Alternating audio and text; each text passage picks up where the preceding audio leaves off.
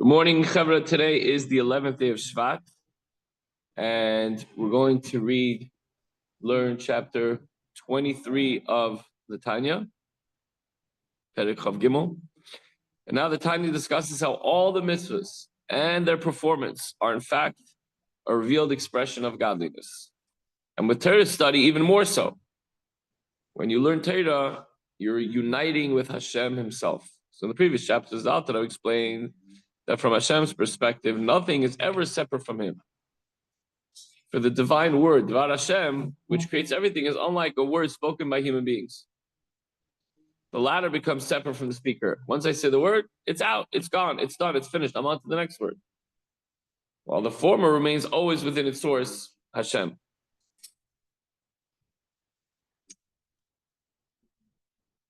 In this chapter, the Alter Rebbe is going to apply this idea that anything in which the divine will stands revealed is completely nullified before Hashem and absolutely one with him. And that is Torah mitzvahs, in which Hashem's will is manifest. He demonstrates how one can unite with Hashem's will and wisdom, and therefore with Hashem himself through the study of Torah and the observance of the mitzvahs. We all know that to do a mitzvah is a good deed.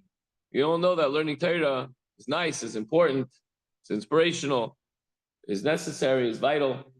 But do we realize how we're uniting with Hashem? This is,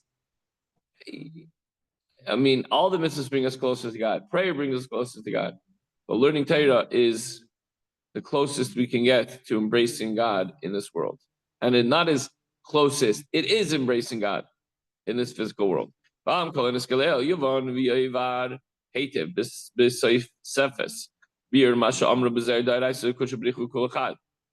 the Zohar points it out and clarifies that God and the Torah are one. It's not two separate things. Like, oh, it's just like written out. It's like a book. It's parchment with ink, whatever. No, the Zohar says that God and the Torah are one. And the commentary in the Tikkunei Zohar, that the 248 commandments are the 248 organs of the divine king. So you have like the body and the soul, then you have the organs and limbs, like we do. So the 248 commandments are the 248 organs of the king. Excuse me. The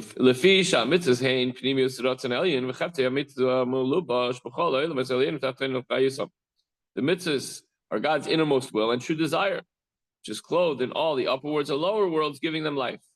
So all the worlds, not just ours, are a product of God's will, desire that they should exist, and this desire was what brought them into being. However, this desire is an external manifestation of his underlying will. If you go to work, is that your true purpose? No, your true purpose is not to make money. It's certainly not to go to work, but it's to support your family, so you and your family can live a good life. Torah mitzvahs of having food on the table, having a roof over your heads, etc. But you need to also go to work. So Hashem had to create the world in order for you to be able to do a mitzvah. So what's the true purpose? To feed his family.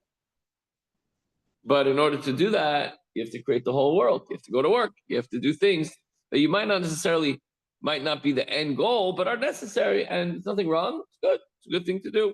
Man was born to toil. We're created in the image of God. God worked for 6 days, and then in the seventh day he rested. So that's what we do. The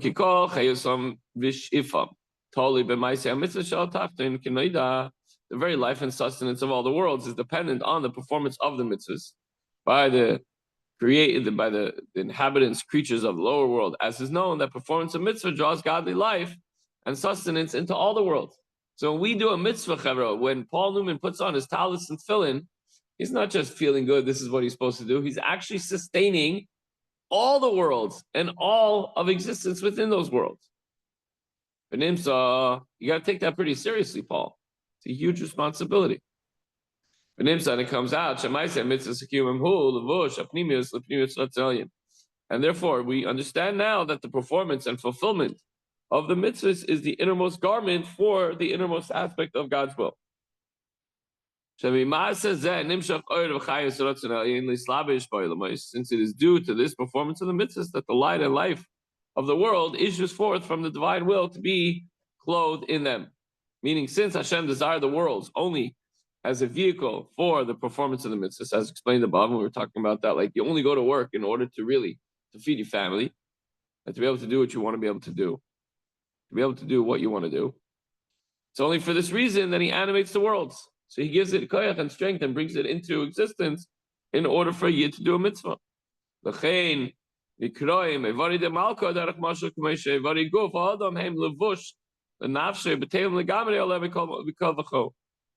Hence, the mitzvahs are figuratively described as the organs of the king. Does Hashem have organs and limbs? No, but figuratively, just as the organs of the human body are a garment for its soul and are completely and utterly surrendered to it.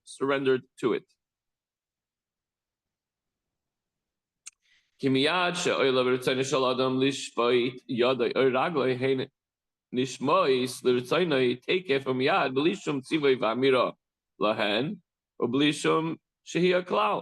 a person wants to do something with his hands or feet, he doesn't have to think about it and start to train it. It happens automatically.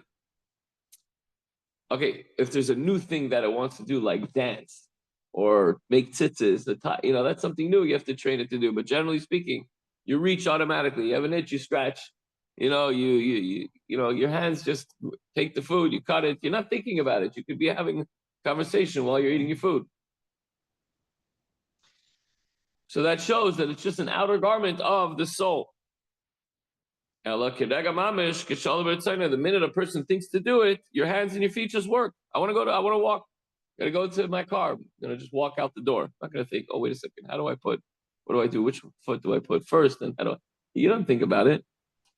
Just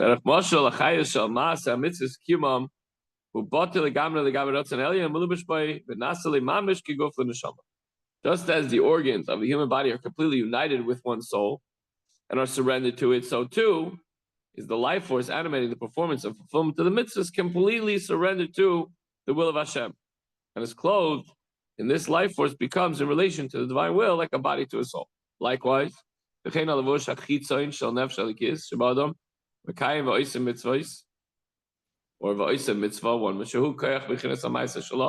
likewise, the external garment of the divine soul of the person fulfilling and practicing the mitzvahs, meaning its faculty of action, which is external compared to the faculties of speech and thought, since it functions outside of oneself. When you put on your tefillin, you don't have to think about it anymore. And again, in the beginning, you practiced it. You're doing a mitzvah. You're doing something. It's like an external part of you. And on the other hand, when you're learning Torah and you have to understand something, you're listening now, you're trying to absorb it and remember it, and at the same time, there are distractions going through your head. You're trying to keep those at bay at the same time.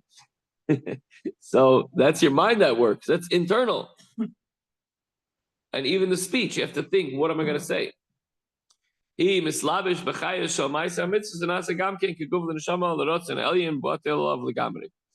So the external garment of the divine soul, which is a practicing mitzvah, you're doing it physically with your hands, clothes itself in the vitality of the performance of the mitzvah, and thus it too becomes like a body to a soul in relation to the divine will, and is completely surrendered to the divine will. Meaning, the soul's power of action becomes united with Hashem in the same way that one's body is united with the soul. You don't say your soul and your body are two separate things. You say it's one thing. So when you do a mitzvah, you become one with Hashem. You're an extension of God, godliness. In this way, those organs of the human body which perform the mitzvah, meaning those organs,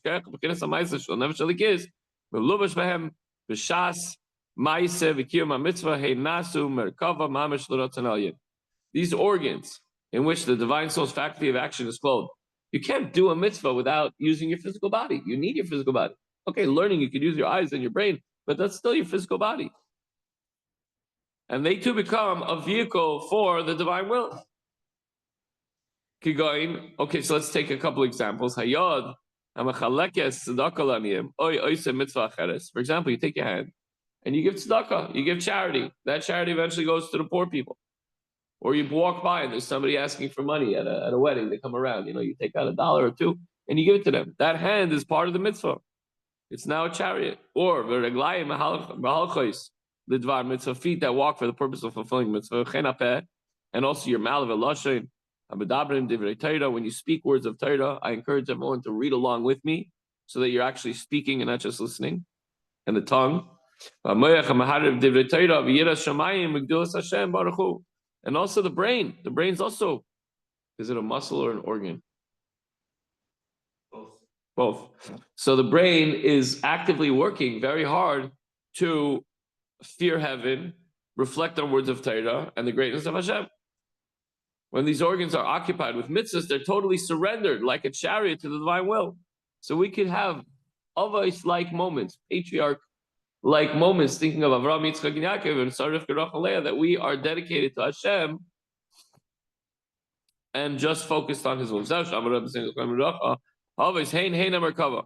is what a sage just meant when they say that the patriarchs are truly the divine chariot. They're completely dedicated and subservient to God. And we can have those moments too, and we do have those moments. When we're putting on tefillin and we're thinking about the special mitzvah and the connection to HaKadosh Baruch Hu, our arm, our mind, our mouth, as we say the blessing, our eyes, our bodies, are chariots to Hashem. Shkol Evrein, Kulon, Hayu Kedoshim Uvdalin, Ben Inyanei, Oilam Hazeh, V'lei Nasim Merkava, Rak L'Rotzoin, Ho'elyein, Levadai Kol Yimeim. All their organs were completely holy and detached from mundane matters, and throughout their lives they served as a vehicle for nothing other than divine will. So that's really, Chavra, all we have to do. We don't have to, we're going to become a tzaddik, I'm going to be separate from the world, I'm going to, no, actually do exactly what you're doing, just increase and make sure you don't miss a mitzvah, stay far away from the Averis, you learn Torah verbally and intellectually with your mind, do every possible mitzvah that you can, pray to Hashem. Did I cover everything? And while you're doing those things, you can believe, and you can think, so when I'm not doing those things, then I'm not dedicated to Hashem. No, it's a mindset. If you're driving the car to go to shul, while you're driving the car, you're also, it's the perfect example to say that you're a vehicle to Hashem. Because you're in your vehicle and you are a vehicle. The takeaway for today, Chavra, is any commandment that you fulfill is essentially you tapping into Hashem's inner will. And you become at that moment an extension and part of Hashem's will. Have a wonderful day, guys. See you tomorrow.